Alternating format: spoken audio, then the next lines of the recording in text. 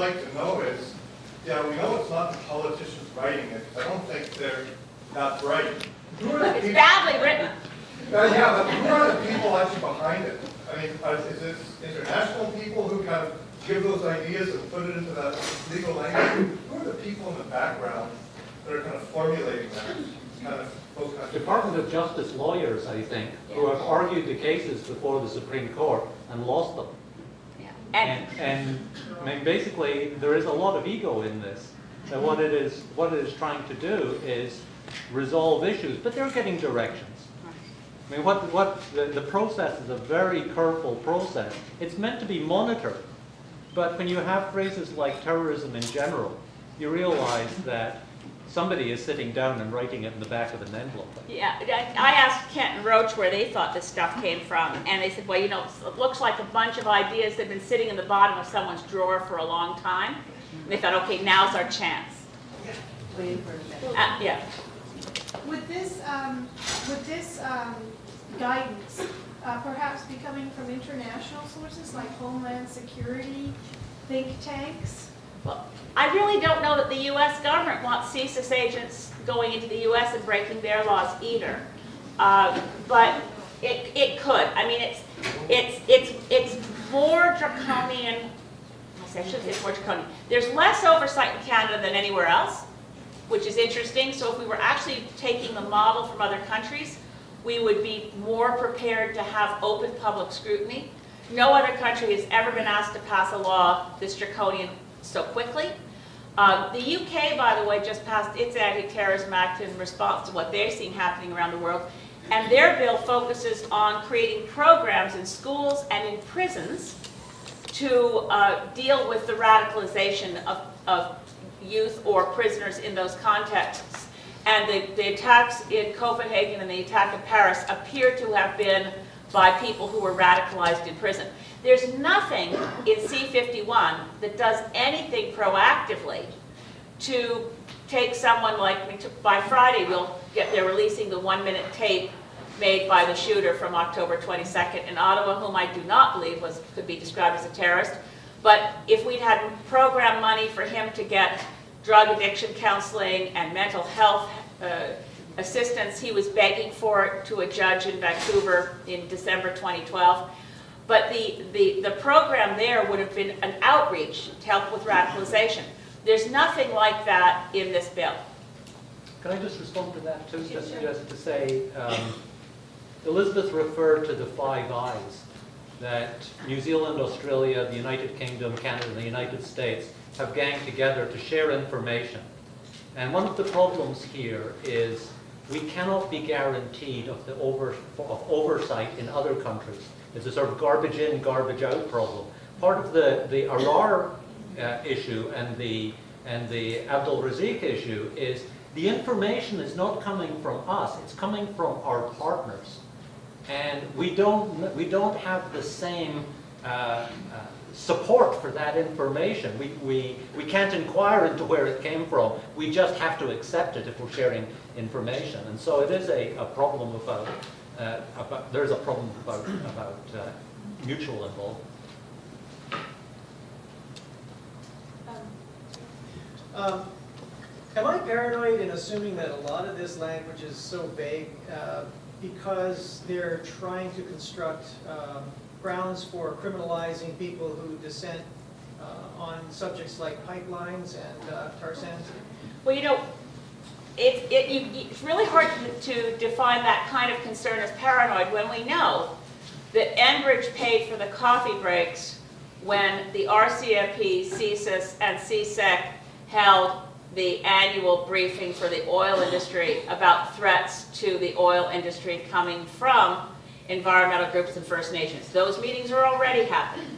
And some of you will have seen in the Globe and Mail the release of a paper by the RCMP from a year ago describing people as anti-petroleum ideologues who claim that burning fossil fuels causes global warming and who seem intent on ending the dependence on petroleum.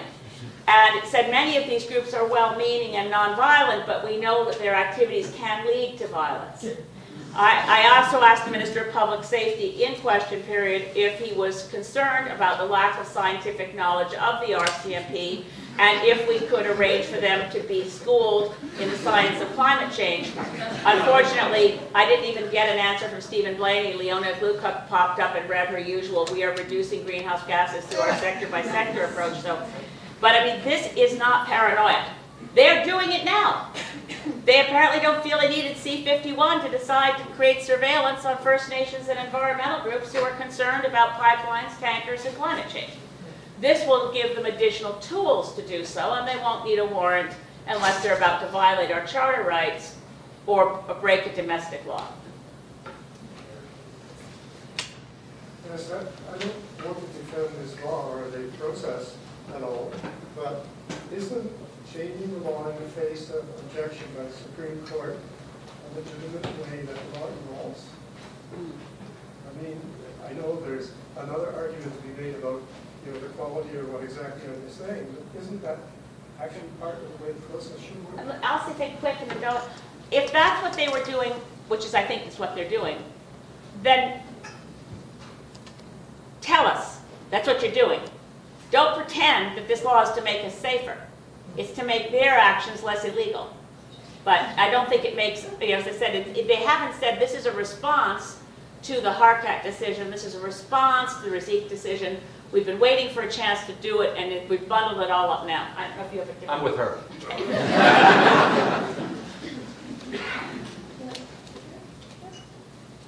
I wonder if you would reflect on the chill that this can have on the surveillance of legitimate journalists.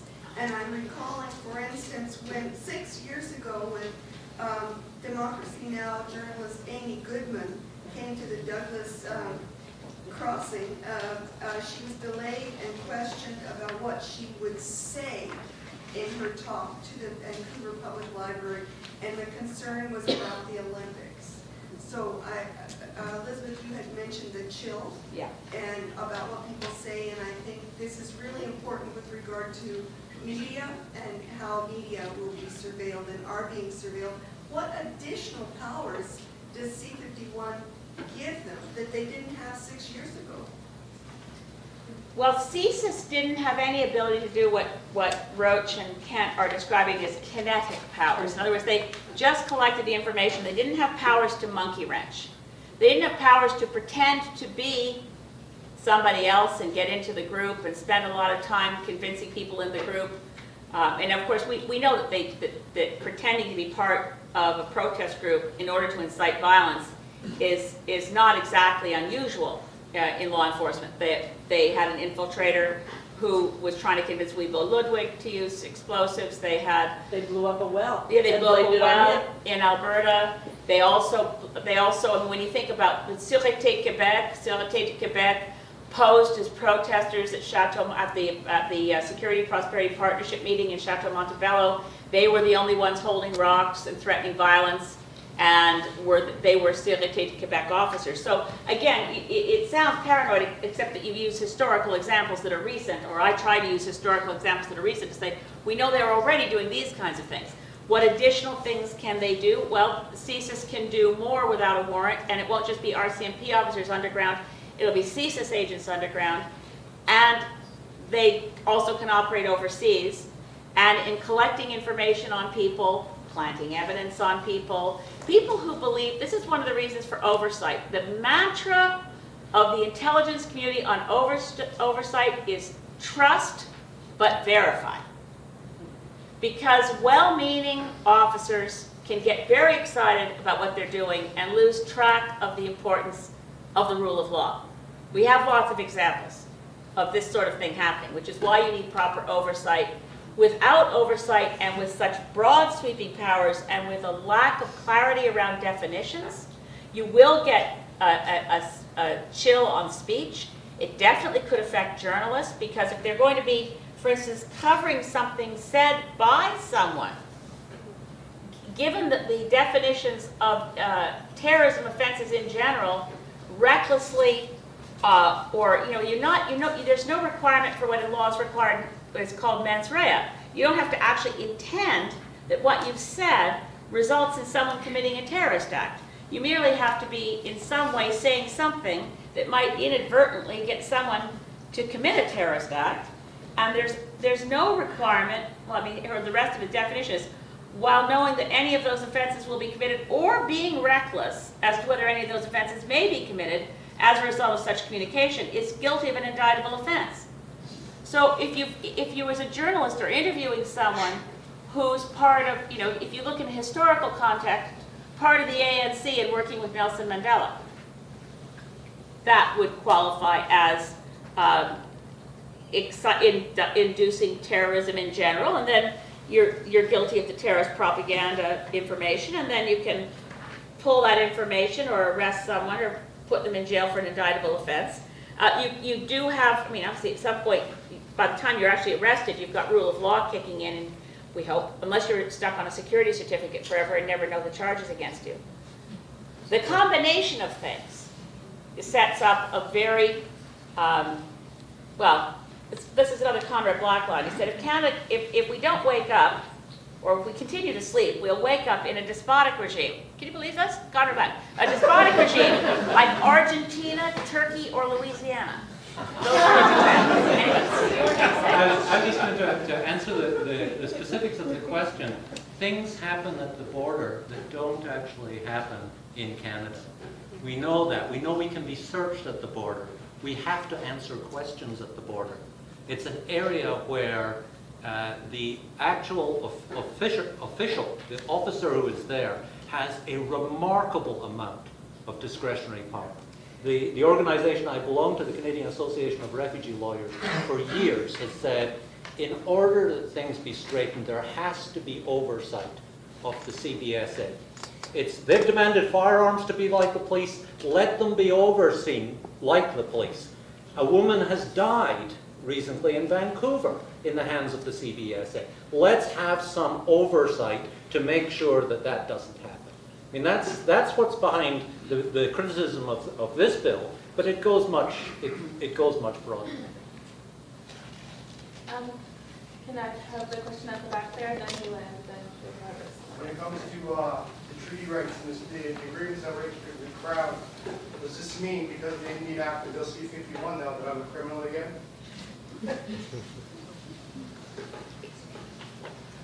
criminalism is a step that would assume, if I take the literal definition, that you've actually committed a crime by being First Nations. It doesn't go that far.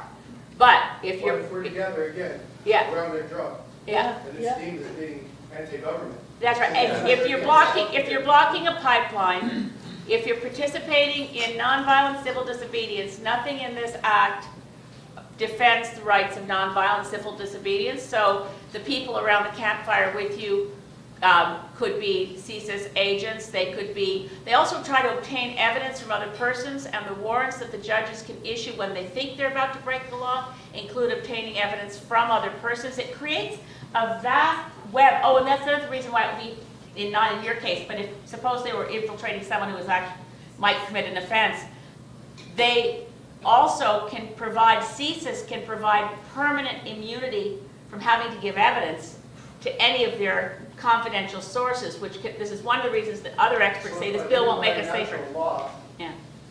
to protect our grounds, our waters, our air, by doing this in the peaceful ways that we do, and sharing Yeah. our vast earth with everyone, I can be deemed as criminal.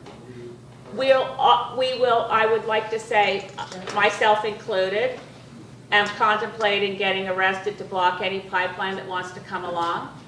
And by imagining doing that, and by being determined to do that if the time came, we would be participating in something that could be seen, even under the CSIS definition of a threat to security, which applies to Part 4, as a threat to property. That's against the interests of the security of Canada and Canada's interests, since Harper has repeatedly defined pipelines as in Canada's national interest. He's conflated patriotism with petroleum. So we're all going to be in the same boat. And if I'm going to be in a boat, I'd rather be in your boat than in his boat, but I don't like the idea.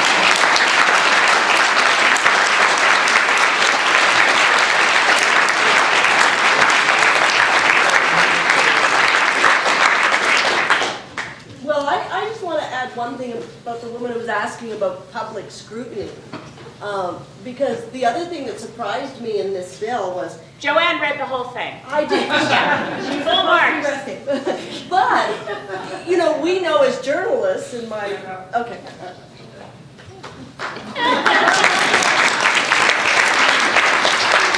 As journalists, for a judge to kick you out of the court, which does happen if we have underage people who are being tried, or if there's something that they feel is not in the best interest of the public, but you always have to apply to put the public out, the journalists out. This has a section in it that says the public can be excluded solely on the whim of the judge, who thinks it is in the interest of public morals, maintenance of order or proper administration of justice, or is necessary to prevent injury to international relations or national defense. Bottom line is, if the judge has a reason, there's no challenge. We've always been able to challenge it. There's a field of law that journalists have had to fight a long time. My worry about this bill is the balance between security and scrutiny, as everyone's been saying. You need to have scrutiny if you're going to have increased security. And this just doesn't happen. And that's in the case when you might otherwise imagine people would be in the court. The process of applying for these warrants to federal court judges, those hearings are all in camera and ex parte, which means nobody will ever know about them. Okay, so we had, and then we'll go to the back after. This is a topic I wanted to ask about. So I'm taking it as a given that we're placing ourselves in their hands by doing civil disobedience.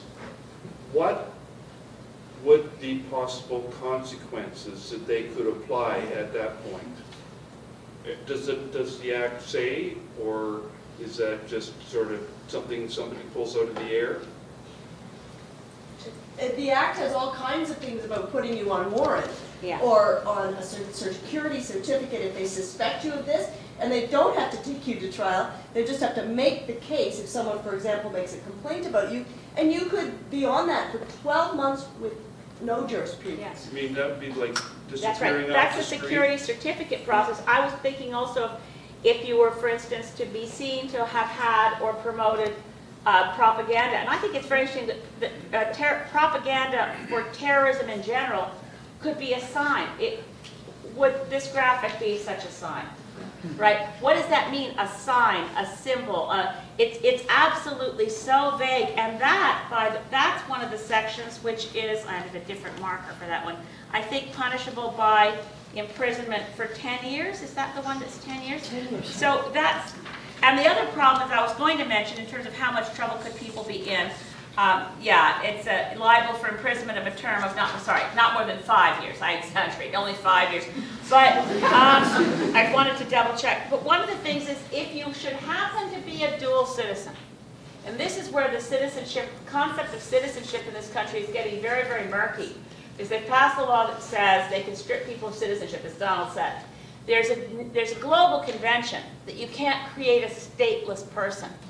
But if they can make the case that someone has any connections to another country sufficient to say they're a dual citizen, whether they think of themselves as that or not, they can both, and after what happened to Maher Arar, with being snatched and taken to another country to be tortured, I think we're entering an area where the fundamental notions that we live in a free society under the rule of law with the protection of the Charter of Rights and Freedoms becomes a thing of the past. That's the problem. The specific examples and the hypotheticals are almost endless. And what they're appealing to here is a base political crowd that says, if you're not doing anything wrong, you don't have to worry. And that's a very worrying thought. And we have to find ways to express it more clearly than I am right now, that having liberties and operating under the Charter of Rights and Freedoms is rather fundamental to living in a free and democratic society. And in a free and democratic society, we can also confront the threat of terrorism. We can protect ourselves from people who wish to do us harm. It's not one or the other. In fact, the protections of a democratic and free society run absolutely in harmony with goals of creating public security and safety. They're not in opposition. But like everything Harper does, it's oppositional. You want the environment, then you can't have the economy. You want freedom, or you can't. If you want security, you can't have liberty. Don't try to have both. It's one or the other. And only people who have something to hide are going to complain about this law. Says the man in the closet. Thank you. Says the man in the closet. Thank you very much. At the back there, in the black sweater, then Matthew, and then we have a question in this area here. Yeah, sorry. As an addition to what, I have a couple things really quickly to clarify. As an addition to what the journalist was saying, there's also secrecy of witnesses. Yes. And only one of the factors is someone's right to a fair trial. Only one factor. Another one is, has everyone read the Bill C-51 amendments?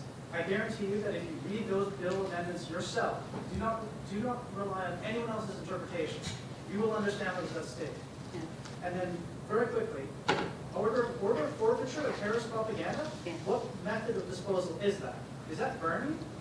And then, what counts as terrorist propaganda? Considering the origin of the word terrorism refers to state terrorism under the French Robespierre guillotine reign of terror, does Mein Kampf count as terrorist propaganda?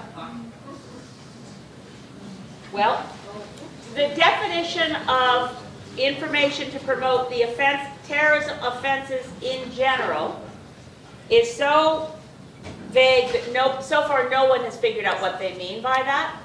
And it is also, as I said, terrorism propaganda is also any writing, sign, visible representation, or audio recording that advocates or promotes the commission of terrorism offenses in general.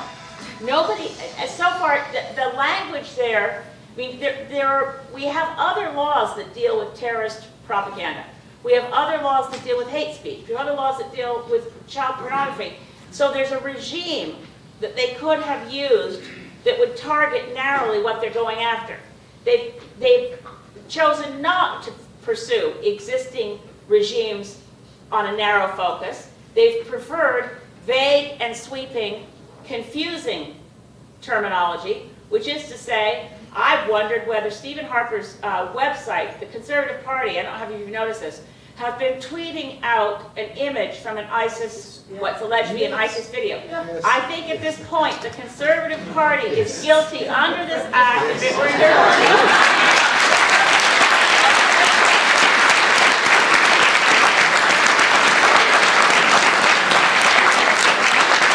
They are, in fact, repeating widely. I would never have seen that ISIS image urging an attack on the West Edmonton Mall. I mean, I've considered an attack on the West Edmonton Mall for entirely different reasons. The promotion of mindless consumerism at the top of the list. But, it would be a friendly, kind of a friendly gesture of throwing fire at the Edmonton Mall. But I mean, I would never have seen that image if it weren't for the Conservative Party sending it into my Twitter account. Nor would I. So I think that I think it's time to bring the Conservative Party to heel. I don't think that it takes a great deal of nuance to realize that Harper wants to essentially run the next election on quote-unquote security. And I think that that's the reason that Trudeau and the Liberals are supporting this, not to look soft. There's been at least one poll that seems to imply that this is a popular piece of legislation. My question is, do the panelists believe it is as popular as we're being led to believe, and if so, why? One piece of good news I saw today was a poll of concerns of Canadians, which you've probably heard mentioned on the news tonight. I think it was actually, I may be wrong, I think I heard it was a poll actually commissioned by CBC, but I may be wrong, that asked Canadians what their top concerns were. And of the top 8 concerns, one was not terrorism.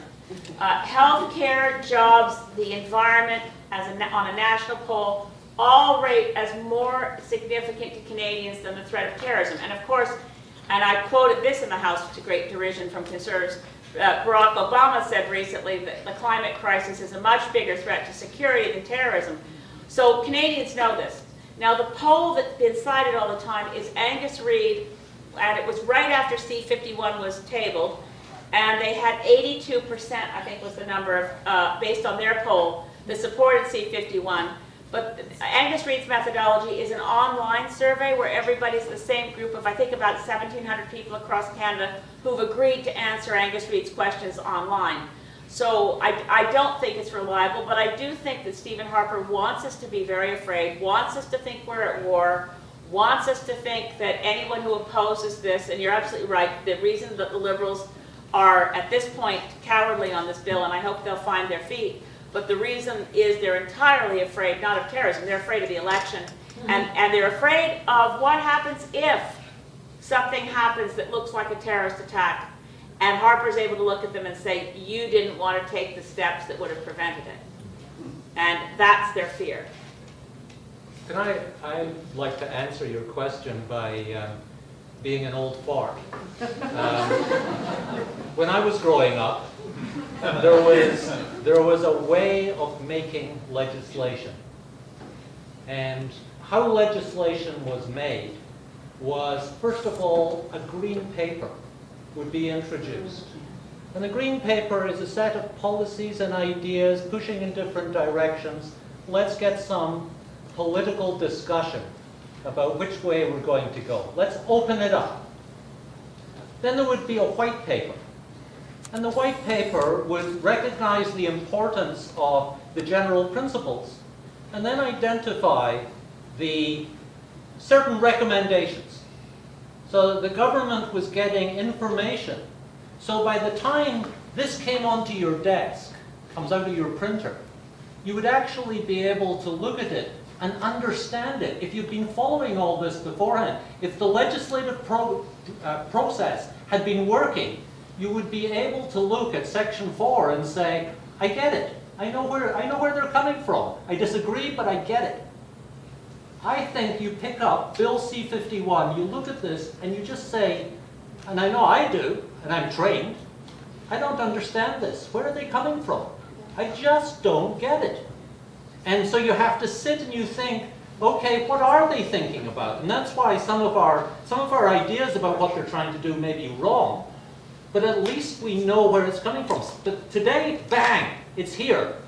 And, you know, thank God for sabbaticals and Craig and Kent's time that they can actually spend going through it, and they're the experts in the field. Because the rest of us actually don't. How can we make an opinion on whether we approve of Bill C-51 without having read it?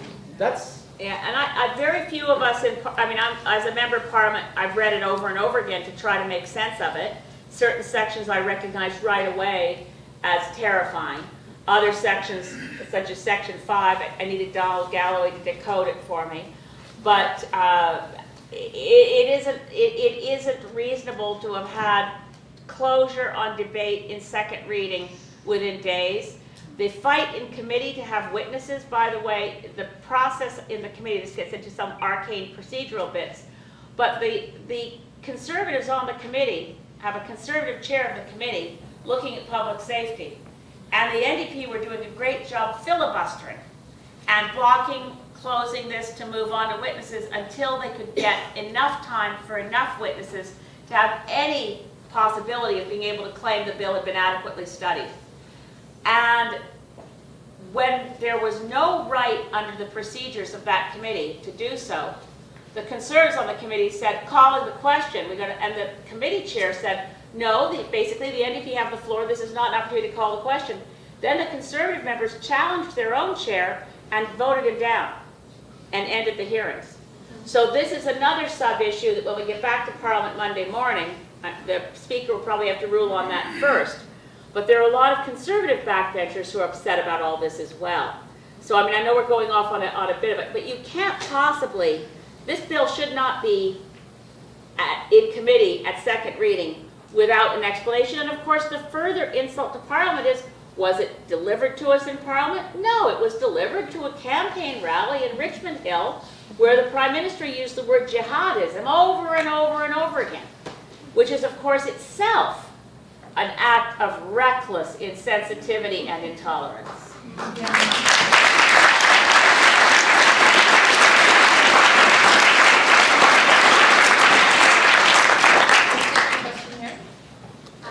just speaking as a very concerned citizen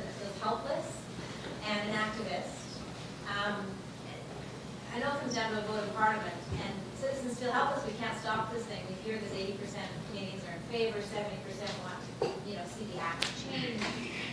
There was a march on March 14th, Canada-wide, that, Where's it gonna be? I'm assuming the March Victory 14th. Parliament or Centennial Square? I know it's happening cross-country, so I didn't mean to interrupt you. I just want to make sure people heard. March 14th is a Saturday. March 14th, Saturday. Yeah, it's the national day across the country. And don't feel discouraged. Okay, finish your question. Well, is a march enough? I mean, Yeah. is this bill going to go through before the march? I mean, this is where. No, the bill can't go through before the March, and let's be clear, short of a conservative rebellion in the backbenches, which is possible but unlikely, the bill will pass before the next election. What we must do, since I'm absolutely positive Stephen Harper won't be Prime Minister at the end of the next election, is make sure the Liberals don't vote for it, right? Because we have to make sure if there's going to be a coalition of us that's Green, NDP, Liberal, or whatever's going to happen in a minority parliament, it will be a very bad thing if the Liberal Party feels they can't just repeal this act. And I've been talking to a lot of legal experts about it. The part about CSIS, the part that gives CSIS these wide powers, is going to be the hardest part to challenge in a court because their activities may never surface enough to show up in a court case. And where the BC Civil Liberties Association has tried to challenge some of what exists already, they weren't given standing because they couldn't quite establish the nexus between what they were complaining about and this secret murky world. So to get rid of this bill, which we will, we can get rid of the bill. We have to get. It'll take a miracle to stop it from passing before the next election. I don't rule out some new development. Let's face it, it's a miracle that I've been quoting Conrad Black to you here tonight. Rex Murphy, Conrad Black, and me, we're like this, So something weird could happen. But I think the likelihood is the bill will pass. We'll fight it as hard as we can. My office, we're drafting amendments right now. We're going to do as much as we can to fight this. But we must make sure the Liberals change their position. We can't let, and that means I have to give the Liberals a lot of scope. I'm not condemning them. I need the Liberals, and I'm praising Tom Mulcair. We have to give room for the Liberals to say, right, we did our best to get amendments through. I need to leave them the room to be able to say, well, we were willing to support it, but only if we got our amendments through. And now we didn't get our amendments through, so we must oppose it. Which means they're going to have to realize that public opinion has shifted. They're going to have to realize a lot of other things. They're going to have to realize that the majority of Canadians will somehow have their back. But pressure on, right now, Justin Trudeau in any way you can think of, any Liberal members of Parliament that you know. I'll give a shout out of thanks to Joyce Murray. Right now, she has a private member's bill, which is probably the best of a number of bills that haven't ever gotten passed that deal with the need for oversight of security agencies. So she's got a quite good bill before the House right now. There's room to bring the Liberals on board, and I think they are the strategic target for the next few weeks to get them to oppose this bill. Because we can't get Harper to oppose it. It's his dream. We knew he didn't like a nanny state. Now we know the kind of state he wants. One other thing just to add, and I don't want to sound depressing, but I was talking to Kent Roach, who's been doing all this work, and he is saying that it's getting harder for him to get the media to publish the 15 minutes of Bill C-51 may be up, and we cannot let that happen. And the way to deal with it, we'll let Elizabeth deal with Parliament and get the Liberals on side, but I think we have to keep the media with their nose to the issue. Write letters saying, I don't understand about the blacklist on the airlines. Can we get Professor Roach's opinion on this, please? Just keep writing, keep at them. And phoning in, also in phoning into CBC and phoning into CFAX and phoning into electronic, and phoning nationally too. And saying, I was very angry at, someone did a fact check from, I think it was Canadian Press, And they said that my statement that this bill would create virtually unlimited powers to CSIS agents, and I cited the limitation on causing death or bodily harm, and you know, no killing, no raping, that section. And they said, well, my statement was misleading because it exaggerated how much the CSIS agents could do because they had to get a warrant. And this person who wrote this critique of what I'd said didn't understand that warrants were only required in certain circumstances and so on and so forth. I mean, it's going to take pushback. It's going to take people phoning national media. So I completely agree with Donald. If we can keep it in the news, keep up the pressure. I think the marches across the country are very important. It's very important that they be large and peaceful. And we'll be doing everything we can, and I'll do everything I can in the House of Commons to keep up the pressure to stop it. So two focuses then. Liberals have to vote against this, and the national media has to keep, I didn't know that they were having trouble getting interviews. It seemed to me we were getting a bit of a snowballing, certainly from libertarian right-wing writers, which is phenomenal. I'll take it.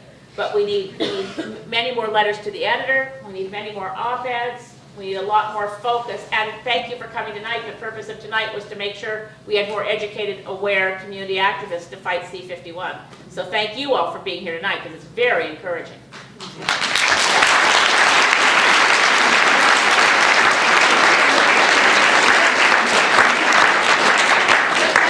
few more questions. We had one at the back. We can go, the other one at the back, and then you, David, and then Andrew. Okay. Sorry. Can we collect the questions? Because what time are we getting? Are we doing okay for time? It's 8:30. Okay, we're good. Okay, we can hear all those questions for Okay, sure. and yeah, go ahead. Okay. Yeah, so I was wondering, I have three, actually. I had two questions, but I have three. Firstly, I was born in Russia. I'm a full Canadian citizen. So if I were caught up under this bill, I think it's highly unlikely, but would that be like the mechanism? Losing your citizenship. Yeah, would that be like, well, he used to be Russian? Yeah. Okay. You would be more at risk than if you did not have a potential dual citizenship. It's not something that's going to be happening very often, but citizenship is a right that once you have your citizenship, you're supposed to be protected as a Canadian citizen. And I think that's why Fahmy is still in jail in Egypt, is that we're treating Canadian citizens differently if they were born somewhere else. And as a Canadian citizen who was born somewhere else, I take it rather personally. But anyway, keep going. And my other question was preventative arrest. Do you think that they would use preventative arrest against people planning a pipeline protest? Yes. Okay. And my third question is, do you think it would be politically infeasible to use parts of the bill against members of Parliament who engaged in, say, blocking a coal train? Or I've considered this question.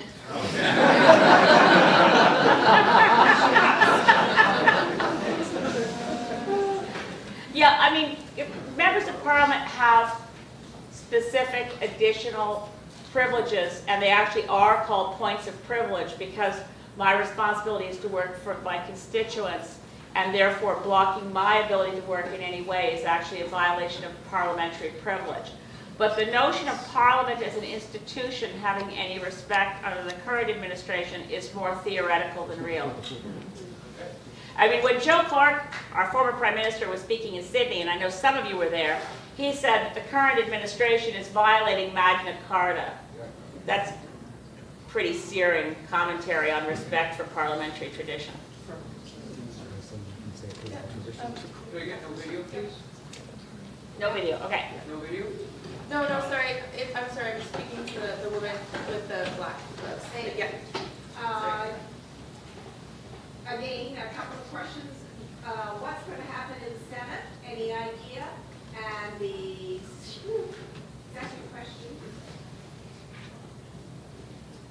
will parts of this not end up before the Supreme Court? Yes, parts of it will end up before the Supreme Court. The part that I'm actually most worried about personally, and that Donald may have other parts he's most worried about, I don't like the idea of an unaccountable rogue CSIS without accountability, and that will be the hardest part to ever end up before the court. Before the Senate, now C-44 is already before the Senate. The Senate also has a majority of conservative senators, So it will pass through the House and Senate based on the numerical votes, barring a significant shift where the Conservative Party, having noticed what you need to do to throw someone under the bus, because Stephen Harper's done it so often, if they should decide to throw him under the bus, then this would end C-51. And you know, events like that happen historically. We just don't anticipate them. After it happens, we can all say, well, it was a vague possibility, but who knew? But I mean, it's always possible that there be enough democratic impulses that remain in the hearts of, and particularly, again, that crossover between a libertarian view that does not want Big Brother, you know, seizing their guns. I've tried to point out on Twitter, you know, a different prime minister might be interested in using this for protesters who didn't want to register their long guns. I mean, this kind of intrusion on basic democratic rights and liberties, depending on who's in the PMO, should worry others than pipeline protesters and, as the RCMP calls us, anti-petroleum ideologues. My answer to that is, unfortunately, law takes time, yes, and politics doesn't. And for example, Jason Kenney made his reputation based on very fast, very severe treatment of the boats that arrived in Victoria. How many years ago now? 5 or 6 years ago? Yeah. The cases just got to the Supreme Court last week, 5 of them. And I think they're going to be successful, and Jason Kenney's reputation, though, has lasted as being very successful in tidying up the backlogs and clearing out all the problems that were arising. And then we find he was completely illegal in what he's doing. It takes time. The election is in October. That's what he wants to win. He doesn't care, really, after that. I just had one observation. I grew up in an army camp, and so security was always important. I remember a little cartoon with a couple of little birds, and the caption was, "Who's watching the watchbird when the watchbird's watching you?" I want to thank our watchbirds.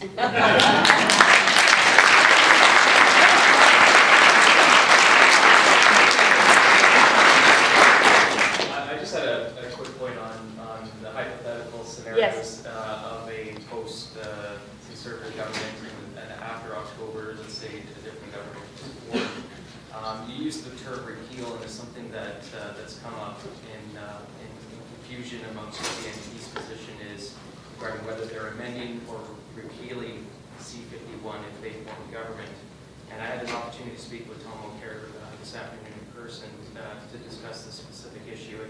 And they have some sensitivity around using the word repeal because, like most laws, amendments are what are done to change a law. And so that they're introducing amendments to committee. Yes. And if they form government, they will amend C-51 to remove all of the portions of C-51 that the Conservative introduced and only keep the amendments that they had proposed. That would make no sense at all. Well, That would be a nonsense. How could you keep the amendments to a bill you got rid of everything that Harper brought in and just kept your own amendments? But I mean, it's better than being for it. Okay, well, that was the information I got because it is intertwined with other pieces of legislation. It's absolutely legitimate. I plan to do everything I can to repeal Bill C-38, repeal Bill C-44, repeal Bill C-51. Oh, this is the second C-44. The C-44 to which I just referred was the one that destroyed our Navigable Waters Protection Act. That was the omnibus budget bill of the fall of 2012. Repealing bad laws is the cleanest way to get us back to where we should be. Then you can pass your own laws that create permanent parliamentary oversight of spy agencies. We need to have parliamentary oversight. We also need an inspector general, and we need, as Donald just pointed out, the Canadian Border Security Service has no oversight. The RCMP has its own form of oversight. CSIS has its oversight. The CSIS oversight is the Security Intelligence Review Committee, where Stephen Harper made the most spectacularly inappropriate appointment in the history of Canada, putting fraudster Arthur Porter in charge of the Security Intelligence Review Committee. So the oversight piece before, I'm paying a lot more attention to oversight, having read these two pieces together. We do need new laws, no question. And a new government should pass new laws. But to clear the decks, C-51 should be repealed.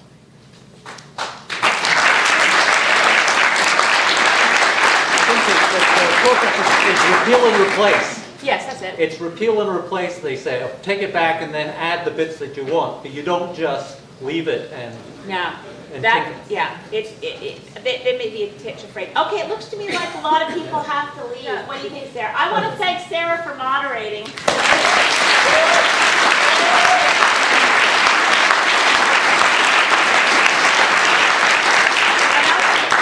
And I want to thank all of you for being here. It had been my intention that this would be a whole lot more nonpartisan, but I appreciate the great round of applause for Joanne Roberts. And also, I should introduce Francis Littman, is here, who's running his Esquimalt Saanich. Sit where you, Francis.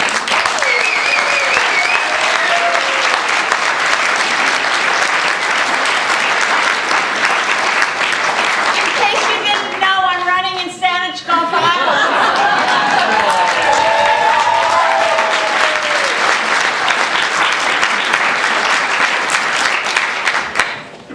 Oh, and sign the petitions outside. And we did, and there's still this archaic process in the House of Commons. They have to be hard copy for me to present them in the House. So please, you can also download them off my website, the Elizabeth May MP website. Download the petition against C-51, take it with you everywhere, get signatures, and send them to me. I'd really appreciate it. Sorry, Chris, you need to announce? Thank you again for coming.